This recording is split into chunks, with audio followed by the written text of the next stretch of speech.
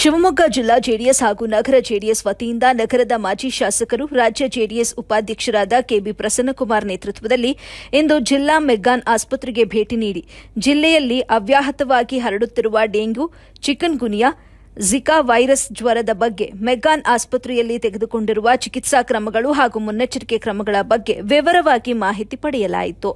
ಇನ್ನು ಅವಶ್ಯಕ ಇರುವ ತುರ್ತು ಕ್ರಮಗಳ ಬಗ್ಗೆ ಗಮನಹರಿಸಿ ಜಾರಿಗೆ ತರಲು ಮೆಗ್ಗಾನ್ ಆಸ್ಪತ್ರೆಯ ವೈದ್ಯಕೀಯ ಅಧೀಕ್ಷಕರಾದ ಡಾ ತಿಮ್ಮಪ್ಪ ಅವರನ್ನ ಭೇಟಿ ಮಾಡಿ ಆಗ್ರಹಿಸಲಾಯಿತು.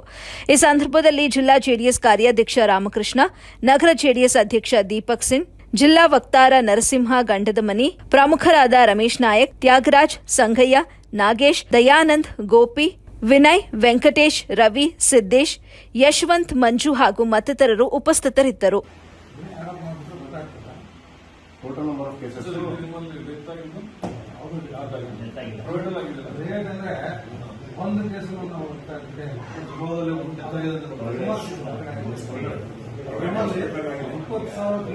ಮಾನಿಟರ್ ಮಾಡ್ತಾ ಇದ್ದೀವಿ ಸರ್. 20,000 ನಾವು ಟ್ರಾನ್ಸ್ಮಿಷನ್ ಕೊಡೋದಿಲ್ಲ. ವೇಟ್ ಮಾಡ್ತೀವಿ ನಾವು. ಅವ್ರು ಏನಾದರೂ ಸ್ವಲ್ಪ ಅವಶ್ಯಕತೆ ಅನಿಸಿದ್ರೆ ಮಾತ್ರ ಆ ಟೀಮ್ ಇದೆ, ಅವ್ರು ಡಿಸೈಡ್ ಮಾಡ್ತಾರೆ ಪ್ಲೇಟ್ಲೆಟ್ ಬೇಕಾ ಬೇಡ ಅಂತ. ಮತ್ತು ಉಚಿತವಾಗಿ ಪ್ಲೇಟ್ಲೆಟ್ ಕೊಡ್ತೀವಿ. ನಾವು ಅದನ್ನು ಸಪರೇಟ್ ಆಗಿ ವ್ಯವಸ್ಥೆ ಮಾಡ್ಕೊಂಡಿದ್ದೀವಿ. ಅದರಲ್ಲಿ ನಮ್ಮಲ್ಲಿ ಒಂದು ಸಪರೇಟ್ ಮಿಷಿನ್ ಇದೆ, ಅದು ಸಿಂಗಲ್ ಡೋನರ್ ಪ್ಲೇಟ್ಲೆಟ್ ಅಂತ, ಅದು ಎಲ್ಲಿ ಇಲ್ಲ. ಅಲ್ಲಿ ಸಿಂಗಲ್ ನಾರ್ಮಲ್ ಆಗಿ ಪ್ಲೇಟ್ಲೆಟ್ 5,000 ಆಗುತ್ತೆ ಒಂದು ಪ್ಲೇಟ್ಲೆಟ್.